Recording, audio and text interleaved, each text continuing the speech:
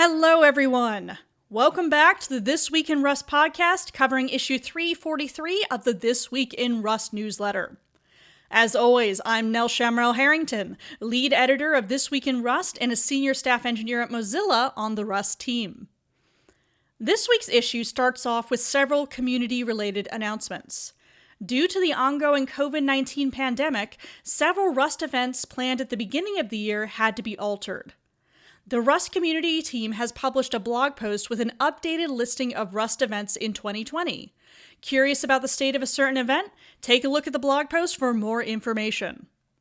In breaking news, the organizers of RustFest in the Netherlands have announced a new online conference, RustFest Global 2020. Additionally, registration for RustConf, taking place on August 20th, 2020, is now open.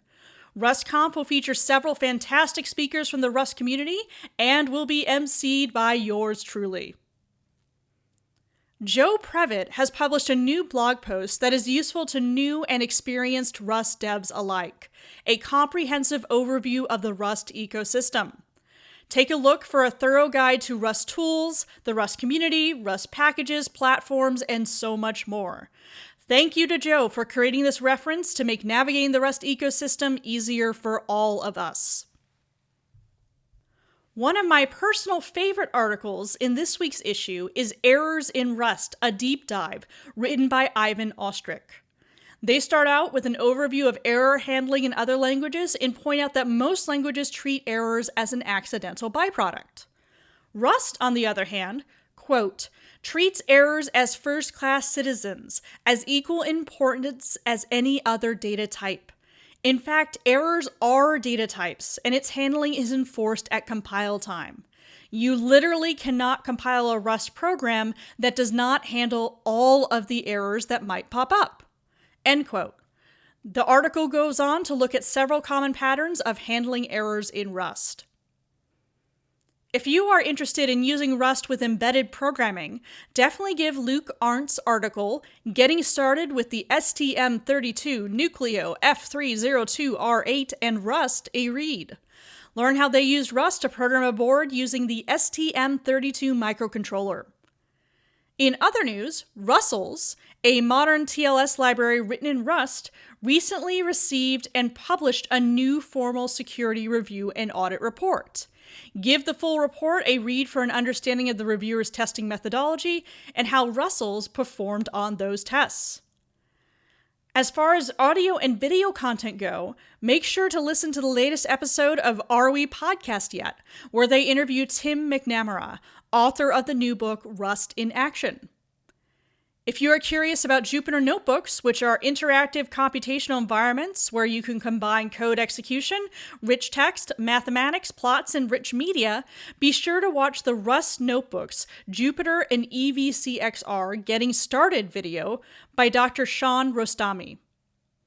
This week's call for participation section features a GitHub issue on Rust itself. If you have been wanting to contribute to the Rust project, that is a great place to start. There is also an issue from the Gooseberry project. Gooseberry is a command line interface to generate a knowledge-based wiki without actually having to type your knowledge out. Have a look and get those pull requests in.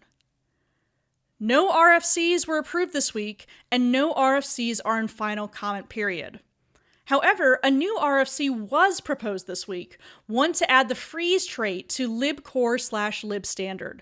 Freeze is a new marker trait, similar to send and sync, that is intended to only be implemented for types which have no direct interior mutability and are therefore safe to place in read-only memory.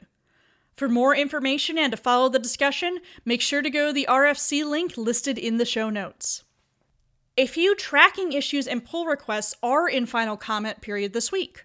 One adds Windows system error codes that should map to the input-output error kind timed out. And the other takes advantage of changes introduced in Rust 1.41 to implement the partial ECK trait on more types. For full details, make sure to take a look at the links in the show notes. As far as events go, we have several upcoming remote events out of Zurich, Switzerland, Turin, Italy, Edinburgh, Scotland, and Berlin, Germany. Since they're online, why not tune into them and meet Rust developers from around the world? There are also a few meetups that, according to their meetup pages at the time of this recording, may be meeting in person, including in Vancouver, British Columbia, Durham, North Carolina, and Dallas, Texas. As always, please make sure to check the meetup page before you leave for the meetup, in case it is moved online or elsewhere. And that's all for this week's podcast. Make sure to read the newsletter for even more great Rust content. This Week in Rust is edited by myself, Andre Bogus, and Colton Donnelly.